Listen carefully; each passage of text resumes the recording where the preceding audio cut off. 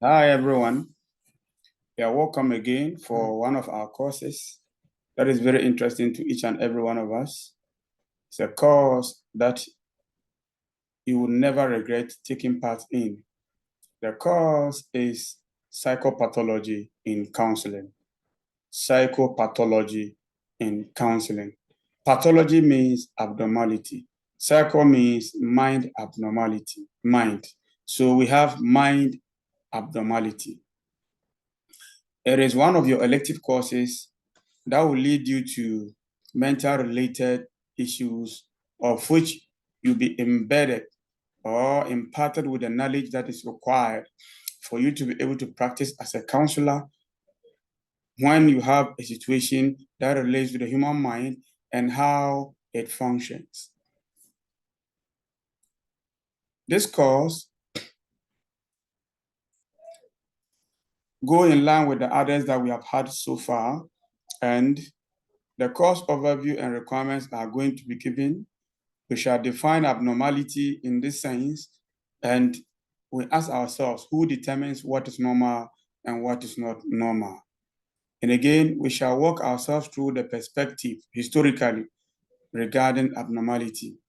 We shall discuss the ancient Greeks, the Middle Ages, the Reform movement, and the genesis of abnormality, that is epidemiology of abnormality.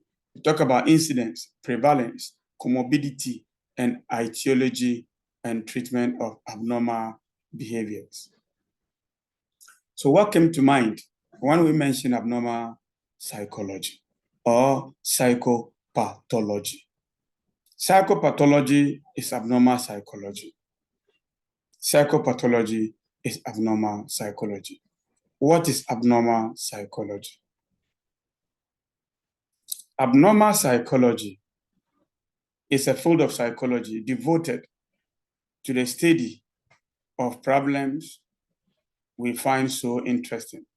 And studying such problems, we use scientific processes.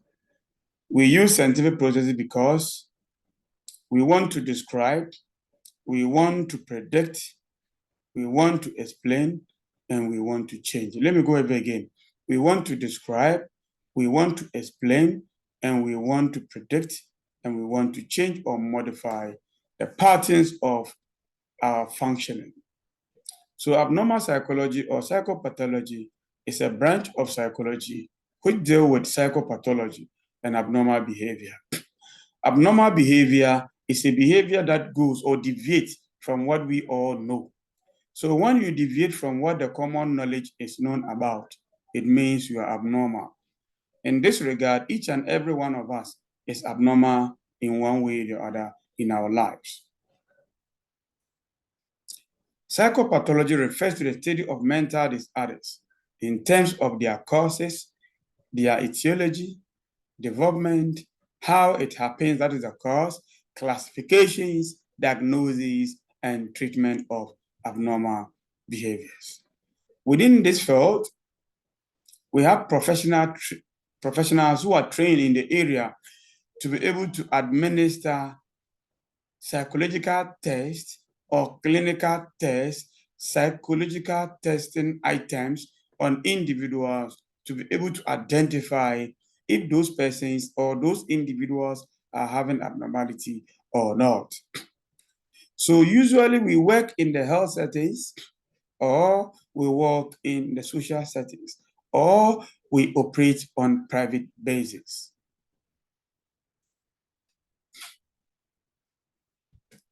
Psychological abnormality or abnormal behavior is very hard to define. Why? Why is it difficult for us to define? It's difficult for us to define because we have diverse ways in describing what is normal and what is not normal. What is normal here can be abnormal somewhere. That is why it is very difficult to define.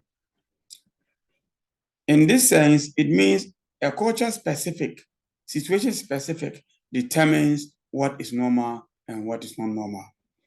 While many of these definitions have been proposed over the years, none has won a total acceptance, or none can be saying that I have the best way in describing what is normal and what is not normal. But then, We define abnormal psychology or psychopathology using 4 key words. 4 key words. We call them the 4 Ds. The 4 Ds. If you are defining abnormality, the definition should factor in deviance. Deviance means the behavior should be something that worries other people. The behavior the person exhibits should be something that a society frowns upon. That is deviance. And we have distress. It should cause the person to be unstable. It should cause the person to be having some feelings that are not right. We have dysfunction. It should make the person not functioning or operating or not relating well as all other people are relating. That is dysfunction. And it should put the person in danger and those they live in danger. They live with in danger. So when you define abnormality and it factors in these key ways, it means your definition is in line. Behaviors that are termed abnormal are typically deviant. That is, they are different, extreme, unusual, and perhaps even bizarre. They are weird. They deviate from the norm, what we know. They deviate from what society has expected from us. But what standards are they different from? What standards are they different from? Because behavior, thoughts, emotions that are considered normal are different from place to place and from time to time. What we term to be normal here may not be normal somewhere. Today, something that is normal may not be normal tomorrow. Gone are the days you wouldn't see someone dating someone in a society that they live with. But today, we marry in the same society. So those times it was abnormal. Today, it is normal. Gone are the days you not see young ones sitting with adults talking or having a tete-a-tete with them.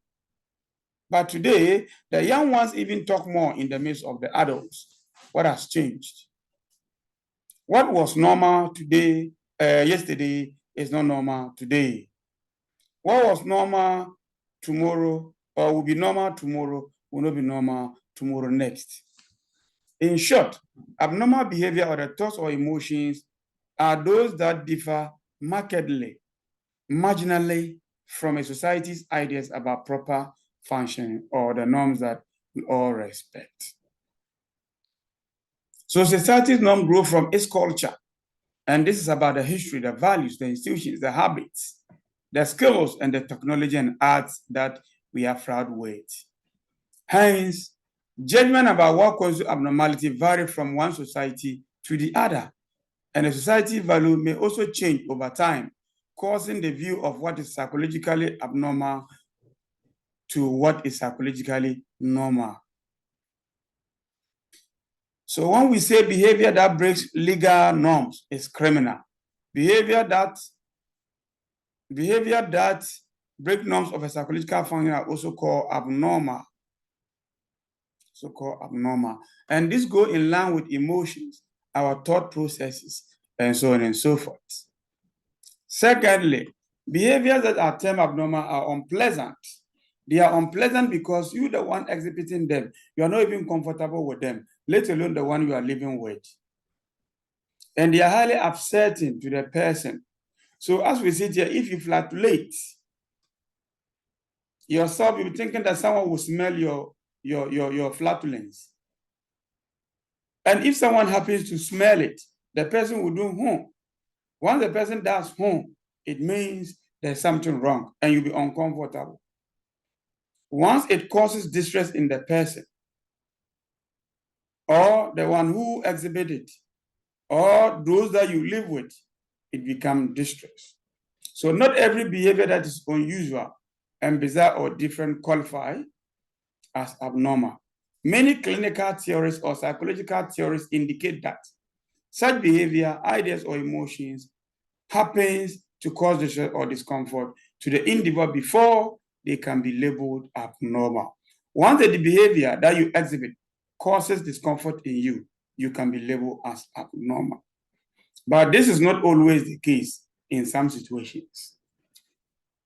We have dysfunction. A behavior that causes dysfunction, that is, it interferes with your parent's ability to conduct or to do daily home chores, daily life activities, or to think in a constructive way. It adds on to the personal grooming and upkeep, work or school, or your social relations. Therefore, people with abnormal behavior cannot take care of themselves properly, participate in an ordinary social activity, or work productively. Some abnormal behaviors result in individuals becoming dangerous to oneself or others. Individuals whose behavior is constantly careless, hostile, confused may be placing themselves or those around them at risk. And that gives the definition of abnormality in danger. So the danger aspect of abnormality says that those behaviors makes you dangerous to yourself and dangerous to those that you live with. However, most people struggling with anxiety, depression, stress may have bizarre thinking, which may pose no immediate danger to themselves or those that they live with. But then, such ones are also abnormal behaviors or abnormal factors in those individuals. What historical antecedents do we have in abnormal behavior or psychopathology? Abnormal behavior and mental illness have been with man since the ages. We have been influenced by many perspectives as to what causes mental illness. Now we are going to trace the historical antecedents of mental illness and how treatment were meted out to those who were experiencing those mental illness. Starting with the ancient Greek, following by the Middle Ages, and ending with the Reform movement. Eurocentrically, the ancient accounts have it that societies then, before today, regarded abnormal behavior or mental disorders as a result of the workings of something that is spiritual in nature. So spirituality did not erupt from today. It came years ago. And this spirituality tells us that abnormality those days was as a result of someone being possessed. They believe supernatural forces govern our world, and they perceive the human body and mind were a battleground where these forces of good and evil surround themselves. So the only way to deal with the abnormal behavior was to drive the demon from the victims. So you could see people being chained, being beaten, being exorcised to get abnormal behavior out of them. With the Asian prehistoric era, the Egyptians, the Chinese, the Hebrews, writers all account for psychological deviance this way. And the Bible describes how an evil spirit from the Lord affected King Saul and how David feigned madness to convince his enemies that he was visited by a divine force. So the treatment for abnormality in these early societies was often exorcism and trephination. Others say trephination. So when someone is diagnosed of abnormality those days, we need to exorcise them, meet a lot of things to them, take them through a lot of spiritual cleansing so that those things will be out of their system. The idea behind exorcism was to coax or to force the spirit to leave the individual and make the person body free. And in that process, it makes the person become uncomfortable. Even today, churches, I declare, I decree, I command those things. And they will push your forehead and you fall down. Those olden days of exorcism is still happening in the 21st century Bible or Quranic or the Christian or Islamic homes, where those people are being exorcised to get the evil spirit out of them. Mind you, sometimes they may be lies. Sometimes it could be simulations. Sometimes it could be a plan to get someone out of the situation and make money out of the vulnerable society we find ourselves. So usually, It was done by a priest who recited some prayers and lay the fort and play with the evil spirit, insult the spirit, perform some magic, and make loud noises and have the person drink bitter portions or concoctions. Sometimes they can even use the cow dung, cow urine, a lot of things that are not nutrition, not healthy for you to pick up, just because they suspect you are being governed by an evil spirit. If these techniques failed, more extreme form of exhaustion, such as whipping, starving the person from food, chaining the person, let the person stay in scorchy sun, let the person be whipped with water or whipped with sand, and so on and so forth, just because they think the person is not changing. But sometimes it wasn't any spirit. It was just a glitch of the mind that is making the person behave the way they behave. But then we suspected they were being governed or controlled by an evil spirit. So as you can see from here, that's the olden days. This person is ill, mentally sleeping, and they create that evil spirits are attacking the person. So they were exhausting the person from there. All these are part of the prehistoric era. We had the trephination, a treatment method in which a stone instrument or a trephine was used to cut away a circular section of the skull. So this operation was performed as a treatment for severe abnormal behavior, either hallucinations in which people saw or heard things that are not actually present, they see things that are not realistic, or those who are following melancholia, characterized by extreme sadness or immobility when they are unable to walk. They use a stone to cut a circular portion of the skull and say that they are being taken out of the situation they find themselves. So the purpose of opening the skull was to release the evil spirits that were supposedly causing problems in the individual. And remember, it was so dangerous to the extent that it can even go against your real functioning or thinking those times. So as you can see, this is what they were doing. The trephination is being done here. It's being done here. How can an evil spirit be in your head and they open and they come out? Is it a gas? We are not doing our spiritualism, but then it was just inhumane.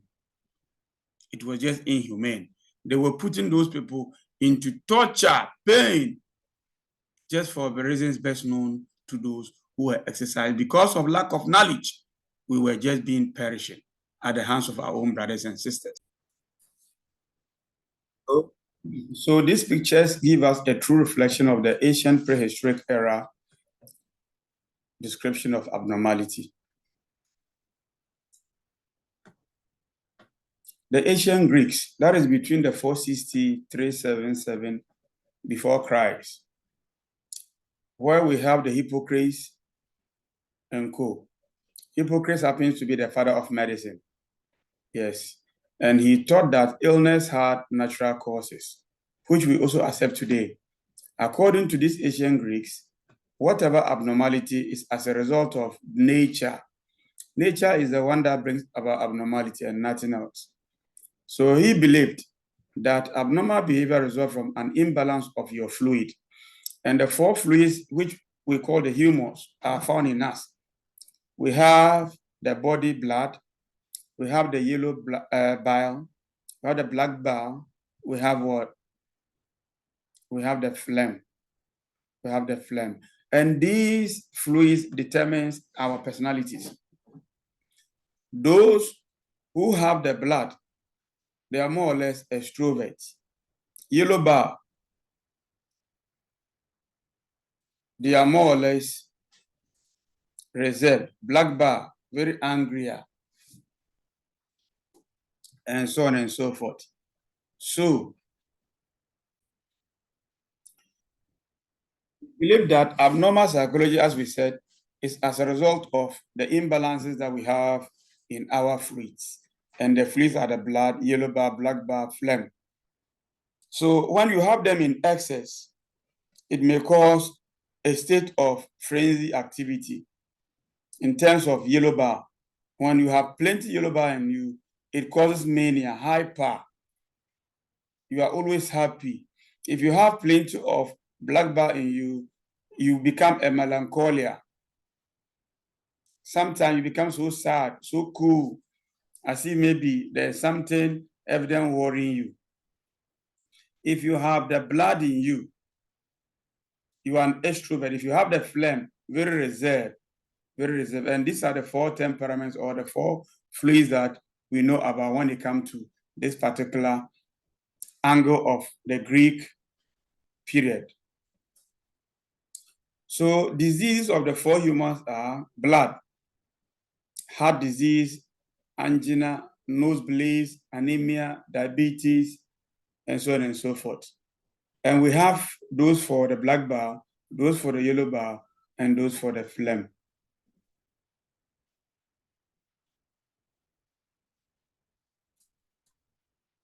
Within the ancient Greeks, the treatment for these psychological dysfunctions, according to Hippocrates, we try to what? Correct the imbalances.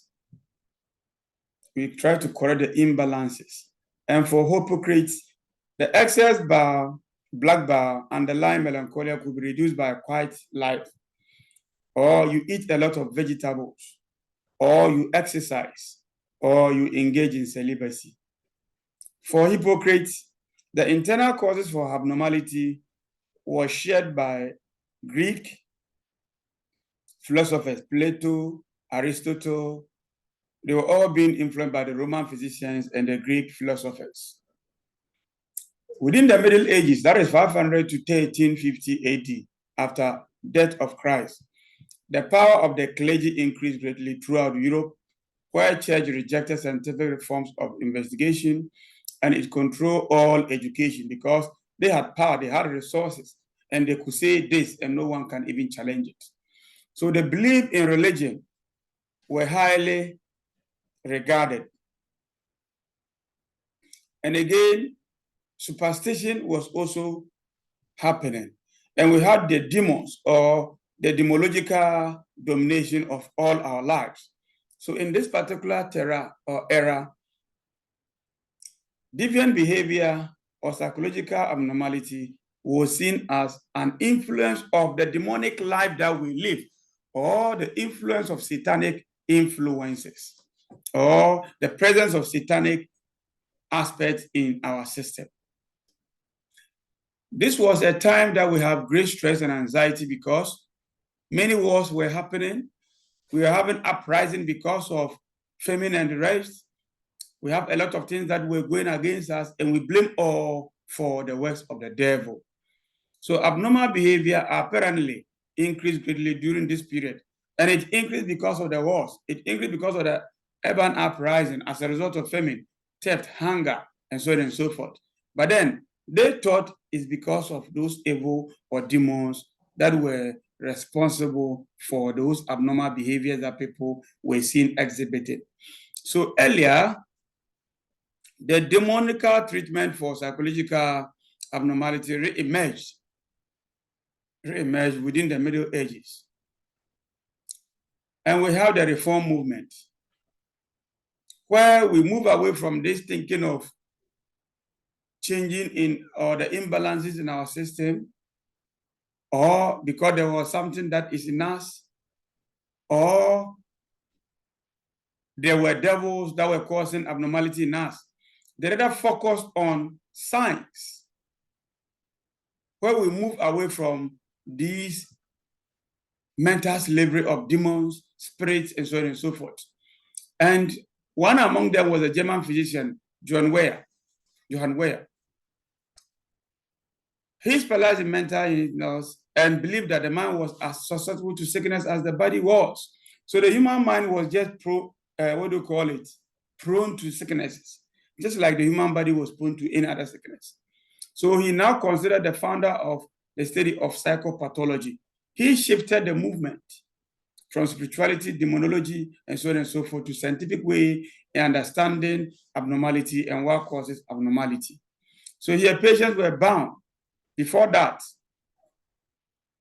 they were chained and the rest, which were inhuman in nature. But then we upgraded the issue of the Renaissance movement to the Reform movement. That is from the 1800s, where the treatment of abnormal behavior began to improve once again. So the founder or the psychiatrist argued that the time that patients were sick, people whose illness should be treated with sympathy and kindness rather than chains and beatings. The Renaissance period, they were chaining, they were beating, although there were signs that could tell that indeed abnormality has a scientific background. But then, why do you chain? And we still see people being chained by locks, being chained by poles, being beaten just because of these things. But then they brought the idea that the person is not well. Why would you beat? Why don't we treat the person with sympathy, with decorum, for them to change whatever that is worrying them? So this led us to have a refocus of how abnormality was being viewed. So now we have moral treatment, what is right, which help us. So we have several hospitals being created and patients were admitted to be taken through remedial process to get them out of the situations that they got themselves involved in. We have the epidemiology of abnormality, where we are able to discuss the analysis or analyze the issues that pertain to abnormality in terms of how they are distributed, the patterns that they occur or they come up, and then what determines health and disease.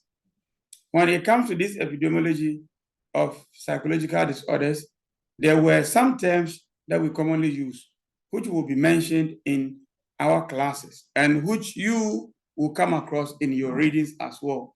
Some of them are prevalence, incidence, comorbidity. Prevalence. Prevalence is the number of people with a particular condition divided by all other people, multiplied by 100. The number of people with a particular condition divided by all other people, multiplied by 100 will give you the prevalence rate. And we have the incidence. Within what time does it occur? We have the comorbidity, where a situation could occur with another situation, but none causes the other. That is comorbidity.